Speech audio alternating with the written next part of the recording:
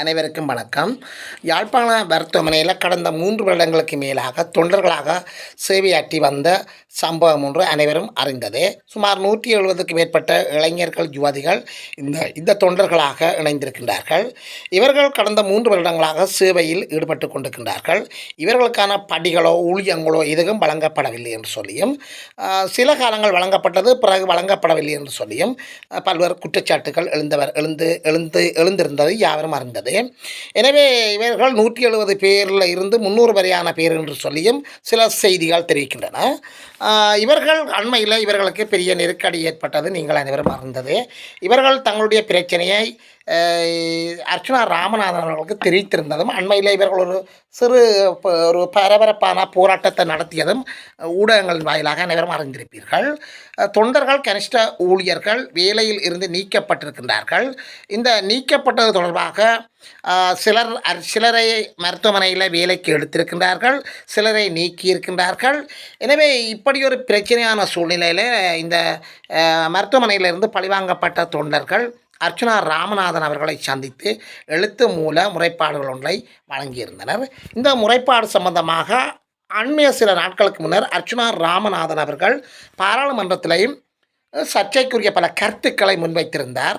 இதன் பிரகாரம் அர்ச்சனா ராமநாதன் அவர்கள் இந்த சுகாதார தொண்டர்களை அழைத்து கொண்டு கொழும்பில் உள்ள அமைச்சருடைய அலுவலகத்தில் சந்திப்பதற்கான ஒரு ஏற்பாட்டை செய்திருந்தார். இது தொடர்பாக சுகாதார அமைச்சர்களுடனும் கலந்துரையாடி அதற்கான முன்மொழிவுகளை பெற்று, அதாவது சுகாதார அமைச்சர், பிரதி சுகாதார அமைச்சர், செயலாளர்களுடன் கதைத்து இதற்கான ஒரு ஆயத்த வேலைகளில் அர்ச்சனா ராமநாதன் ஈடுபட்டதன் பிரகாரம் யாழ் மாவட்டத்திலிருந்து தெரிவு செய்யப்பட்ட 28 சுகாதார தொண்டர்களுடன் கொழும்பு நோக்கி சென்றிருக்கிறார்கள். அங்கு கொழும்பில் அமைச்சருடைய அலுவலகத்தில் அமைச்சர்கள் மற்றும் பிரதி அமைச்சர், செயலாளர் ஆகியோரை விரைவாக சந்தித்திருக்கின்றார்கள்.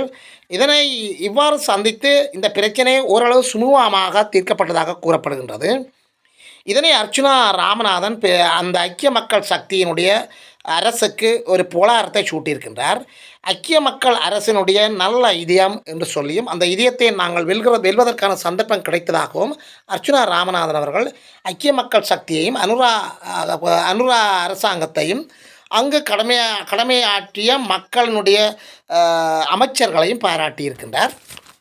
இதுபோன்ற காணொலிகளை நீங்கள் பார்ப்பதற்கு எமது காணொலிக்கு நீங்கள் முதல் தடவையாக வந்திருந்தால் அல்லது எமது காணொலியை சப்ஸ்கிரைப் பண்ணாமல் பார்ப்பவராக இருந்தால் தயவு செய்து சப்ஸ்கிரைப் பண்ணுங்கள், ஷேர் பண்ணுங்கள், லைக் பண்ணுங்கள், நல்ல கருத்துக்களை கமெண்ட் செக்ஷனில் எழுதுங்கள். அருகில் இருக்கிற பெல் ஐக்கோனை அழுத்தி நாங்கள் போடுகின்ற காணொலிகளை அனைத்தையும் நீங்கள் உடனுக்குடன் பார்க்கக்கூடியவாறான நோட்டிஃபிகேஷனை ஏற்படுத்திக் கொள்ளுங்கள். தொடர்ந்தும் நாங்கள் காணொலிக்கு செல்வோம். நான் ஒரு பாராளுமன்ற உறுப்பினர் என்ற அடிப்படையிலும், வைத்தியர் என்ற அடிப்படையிலும், வைத்திய நிர்வாகி என்ற அடிப்படையிலும், மக்கள் சேவகன் என்ற அடிப்படையிலும், ஐக்கிய மக்கள் சக்தியினுடைய ஒரு பூரண ஆதரவாளர் என்ற அடிப்படையிலும் என்னை அவர்கள் அணுகி இருக்கின்றார்கள். எனக்குரிய மதிப்பை தந்திருக்கின்றார்கள். என்னுடைய கருத்தை செவிமடுத்திருக்கின்றார்கள்.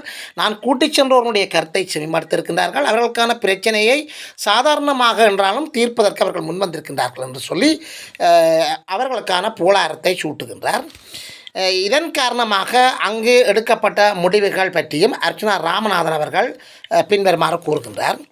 சுகாதார அமைச்சர் மற்றும் பிரதி அமைச்சர் மற்றும் செயலாளர் ஆகியோர் இவ்வாறு கூட்டிச் சென்ற 28 தொண்டர்களையும் உள்ளே அழைத்து சென்று அவர்களுக்குரிய இருக்கைகளை இருத்தி, மேசைகளில் இருத்தி அவர்களுடைய கருத்துக்களை மிக மிக கவனமாக செவிமடுத்து கேட்டிருந்தார்கள் என்று சொல்லியும், அதன்போது அந்த அரசாங்கத்தில் இருந்த அமைச்சர்கள் கூட்டிச் சென்ற அந்த 28 பேருக்கும் தேசிய மக்கள் சக்தியின் அரசாங்கத்தின் செயற்பாடுகள், அவர்களுடைய மக்களின் அணுகுமுறைகளை பற்றியும் அந்த 28 பேருக்கும் தெளிவாக வழங்கப்படுத்தியிருக்கின்றார்கள். இதன்போது 170 தொண்டர்களும் தங்களுடைய குறைபாடுகளை முன்வைத்தார்கள். அதாவது தாங்கள் 170 பேர்களுடைய 84 தொண்டர்களுக்கு மட்டும் பாகுபாடு காட்டும் அளவுக்கு மருத்துவமனையில் சிறப்பான பட்டி ஒன்று அணிவித்து அவர்களின் சுகாதார செயற்பாடுகளை அங்கே செய்ய விட்டிருக்கின்றார்கள் என்று சொல்லியும், ஏனையோர் மருத்துவமனையிலிருந்து வெளியேற்றப்பட்டிருக்கிறார்கள் என்று சொல்லியும், ஏனைய சிலர் அங்கு தொண்டர்கள் அடிப்படையில் செயற்படுகிறார்கள் என்று சொல்லியும், இவ்வாறு 2 பிரிவாக அங்கே மருத்துவமனையில் தொண்டர்களை பிரித்து அவர்கள் நயவஞ்சக செயற்பாடுகளில் ஈடுபடுகிறார்கள் என்று சொல்லியும், அவர்களை அவர்களுக்கான பிரிவினைகளை ஏற்படுத்துகின்றார்கள் என்று சொல்லியும் பிரச்சனைகளை உண்டாக்குகிறார்கள் என்று சொல்லியும் ஒரு குற்றச்சாட்டை முன்வைத்திருக்கின்றார்கள். மேலும் ஏற்கனவே முன்னைய ஆட்சி காலங்களில் தங்களுடைய சுகாதார தொண்டர்கள் சுகாதார அமைச்சரை சந்தித்தமை காரணமாக தாங்கள் புறக்கணிக்கப்பட்டதாகவும் மருத்துவமனையிலிருந்து வெளியேற்றப்பட்டதாகவும் இன்னொரு குற்றச்சாட்டையும் அங்கு முன்வைக்கின்றார்கள். கனிஷ்ட ஊழியர்கள் தாதிய ஊழியர்கள் தவிர காலக்கிரம அடிப்படையில் வேலைவாய்ப்புகள் வழங்கப்படும் என்று சொல்லியும் இனிவரும் காலங்களில் அந்த வேலைவாய்ப்பு வழங்குதல் இருப்பதாகவும் இவ்வாறான அரச உத்தியோகர்களுக்கான வேலைவாய்ப்பு வழங்குகின்ற பட்சத்தில் 170 பேரும் சமமாக மதிக்கப்படுவார்கள் என்று சொல்லியும் அந்த 84 பேரோ ஏனையோர் என்று சொல்லி தாங்கள் பாகுபாடு காட்ட மாட்டோம் என்று சொல்லியும் 170 பேரும் சமமாக மதிக்கப்பட்டு தகுதி அடிப்படையில் எதிர்வரும் காலங்களில் வேலைவாய்ப்பு வழங்கப்படும் என்று சொல்லியும் அமைச்சர்கள் இந்த 28 பிரதிநிதிகளுக்கும் உறுதிமொழியை வழங்கியிருக்கின்றார்கள்.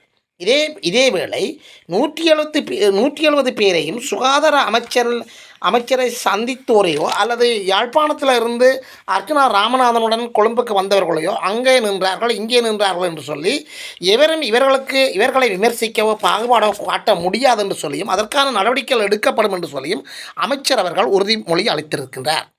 ஆக இந்த வாக்குறுதிகளையும் யாழ் மாவட்ட மருத்துவமனை பணிப்பாளர் வழங்கக்கூடாது என்று சொல்லியும் அதற்கான பணிப்புரைகளை அவருக்கு வழங்குமாறு தனது செயலாளர்களுக்கு அந்த இடத்தில் உடனடியாக பணித்ததாகவும் அங்கிருந்து அந்த செய்திகள் தெரிவிக்கின்றன. 170 பேரும் அமைச்சர்களை சந்தித்தார்கள் என்பதற்காகவோ கொழும்பு போனார்கள் என்பதற்காகவோ அங்கே நின்றார்கள் என்பதற்காகவோ இங்கே நின்றார்கள் என்பதற்காகவோ வைத்திய பணிப்பாளர் அவர்கள் பழிவாங்கக்கூடாது என்று சொல்லியும் இதனை பணிப்பாளர் அவர்களுக்கு உடனடியாக தெரியப்படுத்துவதற்கான கடிதத்தை வரையுமாறும் தனது செயலாளருக்கு அமைச்சர் அதாவது சுகாதார அமைச்சு அலுவலகத்திலிருந்து சுகாதார அமைச்சர் பணிப்புரை வழங்கியிருக்கிறார் என்று சொல்லியும் செய்திகள் தெரிவிக்கின்றன. இதற்கான கடிதம் மிக விரைவில் யாழ் மாவட்ட மருத்துவமனைக்கு உரிய அதிகாரிகளுக்கு உடனடியாக அறிவிக்கப்படும் அல்லது அனுப்பப்படும் என்று சொல்லியும் அவர் அந்த இடத்துல உறுதிமொழி அளித்திருக்கின்றார். இந்த இடத்துல சுகாதார அமைச்சருடைய செயலாளர் மதிப்புக்குரிய அனில் ஜெயசிங்க அவர்கள் இந்த கடிதத்தை தான் உடனடியாக யாழ் மாவட்ட மருத்துவமனைக்கு அனுப்ப உள்ளதாகவும் அந்த இடத்துல உறுதி அளித்திருக்கின்றார். இவ்வாறான ஒரு செயற்பாடுகளுக்கு அர்ச்சனா ராமநாதன் அவர்கள் மீண்டும் ஐக்கிய மக்கள் சக்திக்கு நன்றியையும் பாராட்டுதலையும் தெரிவித்திருக்கின்றார். இவ்வாறு ஐக்கிய மக்கள் சக்தி ஒரு சமூகமாக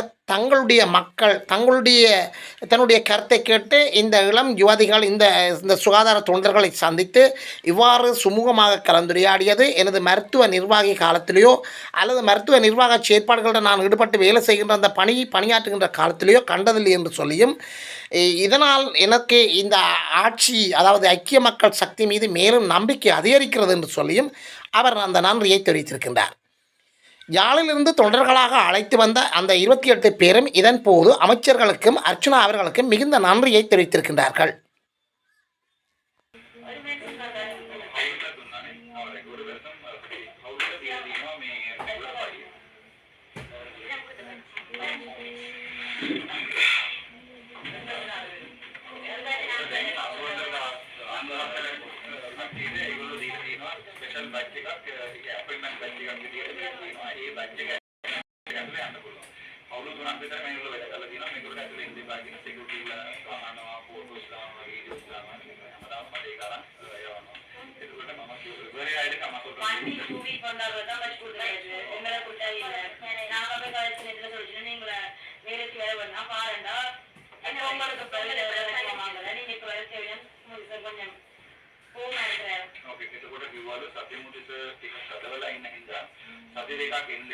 जनवरी 14 पोंगल दिन පස්සේ ඉන්නලු එයා ටිකක් පුරුනාම වෙලට ගන්නවා කියලා මේගොල්ලෝ එළියලා තියෙන. ඒකවල මේගොල්ලෝ අහනවා අතන මේගොල්ලෝ සමාරු බඳලා ඉන්නවා බබාලා තියෙනවා කියන කට්ටිය තියෙනවා.